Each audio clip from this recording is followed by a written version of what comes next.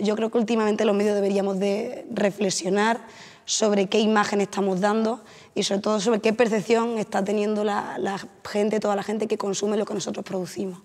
Creo que la irrupción de las redes sociales nos está haciendo que vayamos mucho más deprisa, es decir, en menos tiempo tenemos que estar ahí, tenemos que decir, entonces volvemos otra vez a dar, o sea, a mí la sensación es que volvemos a dar un paso atrás. Este último año, sobre todo a raíz de las muertes en Ceuta, es que se pone el foco exclusivamente en la valla de Melilla y en las pateras que vienen a la costa andaluza, y no se informa de inmigración en otro sentido de ninguna manera, ni para bien ni para mal. No se habla de la inmensa realidad que rodea a un inmigrante. Es verdad, ahora solo hablamos de la valla. ¿La gente quiere saber más o nosotros pensamos que la gente no quiere conocer otra cosa o no hay sitio para hablar de otras realidades? Yo creo que ya lo de la valla incluso hay cierto hastío por parte de los medios. Ya estoy de acuerdo con vosotros que criminaliza y además es una realidad muy fragmentada de lo que está ocurriendo. Pero ¿hasta qué punto somos esclavos de lo que está ocurriendo? Porque al final no se puede obviar que hay mañanas en las que hay un centenar de chavales subidos a una reja que está llena de cuchillas, que se producen violaciones de derechos humanos y que eso hay que contarlo. Me niego a pensar que se esté hablando ahora de derechos humanos por primera vez porque hay nuevos medios o porque hay redes sociales. Que sí, que estamos poniendo el foco demasiado, pero igual es porque ese es el foco, es que ahora mismo no está llegando inmigración por los aeropuertos. Y es importante que los medios no nos centremos únicamente en la valla o en las pateras, etcétera, etcétera. Están saltando una valla también por todo lo que viene detrás de esta necesidad de saltar la valla. Todo eso hay que contarlo, todo ese contexto para hacer que se comprenda, no únicamente que han saltado la valla 100 personas. Claro, pero es que yo creo que se interesa también porque humaniza, claro, que es lo que se echa en falta en las noticias que damos muchas veces casi 100% copiadas de lo que nos mandáis, de agencia, y es verdad que eso al final, lo que decíais antes que en la redacción, si eso no se cuenta que es poco, eso deshumaniza, y al final tienes que ir a la historia particular y a ponerle cara y nombre a los protagonistas de estas realidades para ponerlos a la misma altura, para que vean que son personas igual que tú y que yo, con sus problemas, sus sueños, sus esperanzas, sus preocupaciones, etc.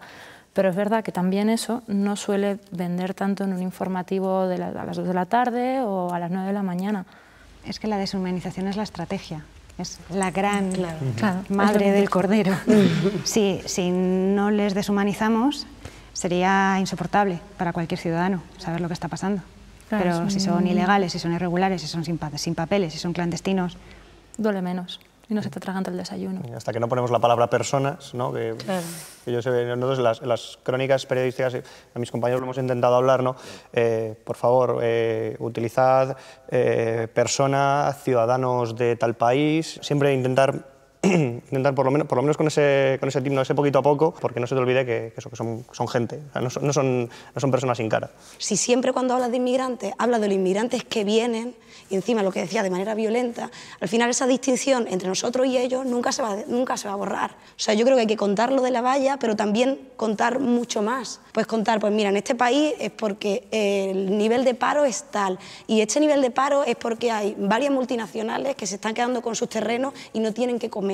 A mí me da tiempo a poner en una frase: en Camerún no se respetan no están garantizados los derechos humanos, o esta minoría étnica está perseguida en su lugar de origen. Una frase tampoco te quita muchos minutos y más o menos aquí todos tenemos un poco en la cabeza quién está en guerra y quién no. Con que nos concienciásemos de esa parte, igual mejoraría, la mejora cuantitativa igual sería grande, con un poquito más de atención. Yo he estado en una mesa de edición y he oído decir: es que somos un cayuco con 15 personas, con 20 personas, esto no se cuenta. Y eso es muy triste, eso sí que es muy triste, ¿no? Si tenemos responsabilidad de hacer algo, es decir, en no obviar la información. Si hablamos de ese inmigrante en ese contexto y le sacamos del resto, ¿es beneficiario o no es beneficiario? Yo creo que no. Pero depende, si no lo conviertes en una víctima. Pero el problema es cuando una persona que viene de otro país deja de ser inmigrante para convertirse en persona. Después, una vez que llega aquí, cuando sí que se puede llegar a conseguir esa empatía. Todo lo que les pasa después, cuáles son sus circunstancias, si han conseguido o no lo que querían, cómo se enfrentarán al sistema en el que vivimos, a la exclusión sanitaria ahora, a cómo afrontar el reto de ganarse la vida, etcétera, etcétera. Unas reglas de no victimización y de presentar el problema con lo complejo que es de la manera más completa posible, conseguiremos que la sociedad perciba al migrante de otra manera, ¿no? Inmigrante es solo el de origen de cualquier país más allá del Sáhara, que es otra forma de decir negro, y que esté en La Valla, en Melilla o en el entorno de Lavapiés. Estamos construyendo conceptos y estamos construyendo la idea que la sociedad se hace de las personas de las que hablamos, eso es un hecho. Pero es que cuando tú dices migrantes, yo pienso que migrantes son 5 millones de personas que se han integrado en este país en una década. Entonces, a mí, destacar la historia particular de Sheila, que vino en el año 2005, montó una tienda, que tiene sus hijos en un colegio público, que tiene su sanidad, que tiene su permiso de residencia indefinido, incluso su nacionalidad española, me parece distinguirla del resto. Es lo de good news, no news. Ahora, si estamos hablando de Dani, de Camerún, 23 años, que está sentado en la plaza de Lavapiés y que le para la policía un día sí y otro también, aunque lleva 20 años viviendo en España, tiene un permiso de residencia indefinido, tiene un trabajo y está ganando dinero tranquilamente, un piso en alquiler como el mío, sí, esa historia sí, porque tiene un padecimiento por su condición, por su origen inmigrante o incluso por su perfil racial o étnico, que creo que hay que denunciar.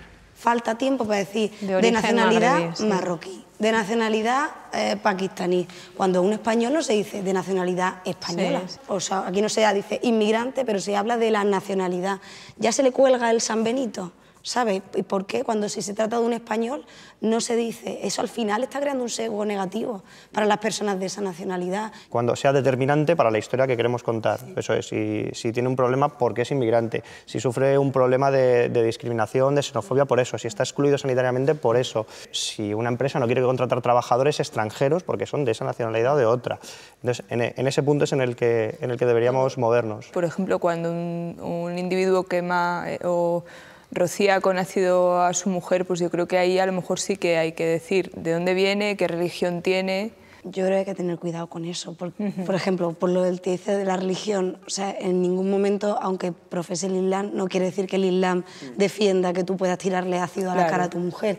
Mucho cuidado con ese tipo de cosas, sobre todo yo creo que con la religión, con el Islam, porque muchas veces esas asociaciones crean muchos prejuicios. Pero entonces no lo contamos. Yo creo que es algo que esté plenamente justificado por algo, porque tenga una relación absolutamente directa, claro. Salvo eso, es mejor evitarlo, casi para prevenir. Sí, para entender la noticia ayuda a decir la nacionalidad, ¿por qué lo vas a ocultar? Como un poco para hacer de bálsamo social, o sea...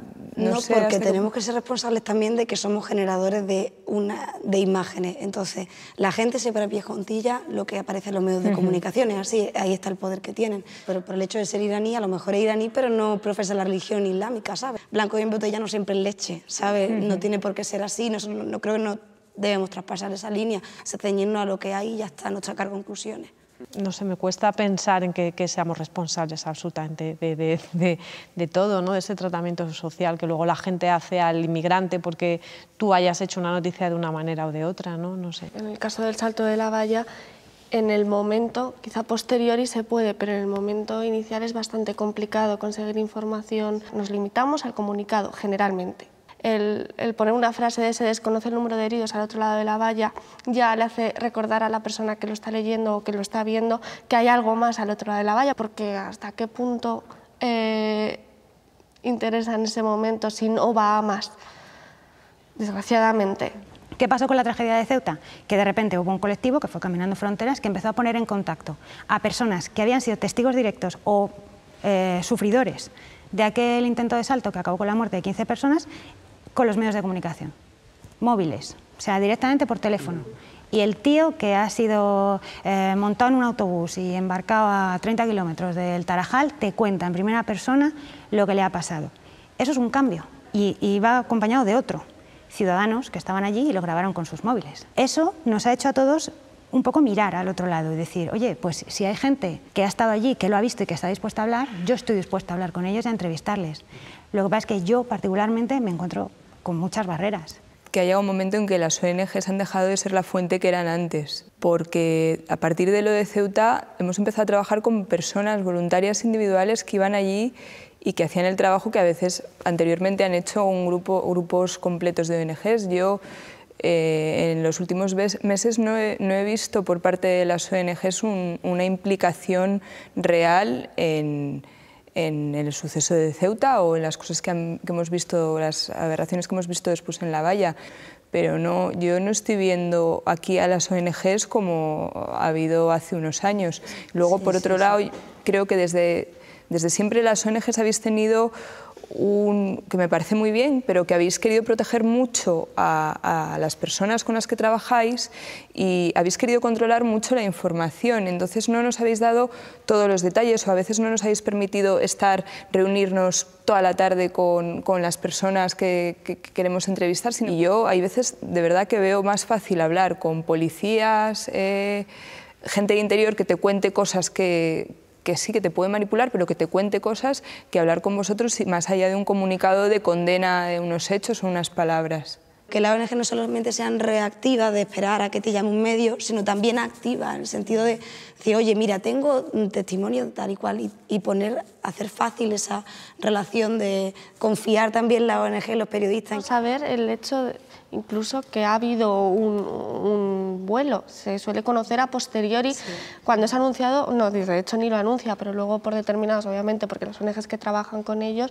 ven que se han ido o ven que se van a ir en unas horas. Sí que creo que es importante y que podríamos hacer algo, intentar hacer un seguimiento, pero claro, ahí sí que necesitamos a las ONG que suelen estar en contacto con esas personas, además es más fácil quizá, que son las que están aquí, están en el CIE, mantener el contacto con las personas que han expulsado para que después cuenten cómo se ha llevado a cabo esa expulsión. Pero de antemano eso, tú preguntas y aún hay más secretismo porque es una operación policial y dicen que no se puede decir absolutamente nada. En realidad, la propia deontología profesional debería llevarnos a utilizar los términos correctos, ¿no? Quiero decir, o sea, no te puedes salir de la propia corrección a la hora de hacer tu trabajo. Uno de los responsables de mi redacción elaboró simplemente un decálogo con eso, unos cuantas tips para que cada vez que hagamos una información sobre migraciones no cometer los mismos errores terminológicos que había hasta ahora. Y no solo terminológicos, ¿no? También de procedimiento. O sea, a mí me parece que bastante útil. Tiendo a pensar que el problema es el desconocimiento, que tú cuando sientas a un compañero y le dices, oye, es que si dices que este tío es ilegal, le estás reduciendo a la condición de cosa, ningún ser humano es ilegal, las leyes las hacen las personas. Si explicas lo que significa irregular y lo que implica tener o no permiso de residencia, quiero decir, en cuanto aclaras los 4 conceptos y la persona coge la idea, tira para adelante. Yo no me he encontrado nunca a nadie que me diga, no, yo prefiero seguir utilizando ilegales porque es que al final son ilegales. A mí ningún compañero me ha contestado nunca así. Nosotros somos los que elegimos el vocabulario que utilizamos, somos los últimos responsables, obviamente, y no es ni para hacer el bien ni para hacer el mal, es para contar lo que hay, punto. Con el lenguaje adecuado, es que esa es nuestra... Es que eso es lo que tenemos que hacer, hagámoslo bien, es casi nuestra única responsabilidad.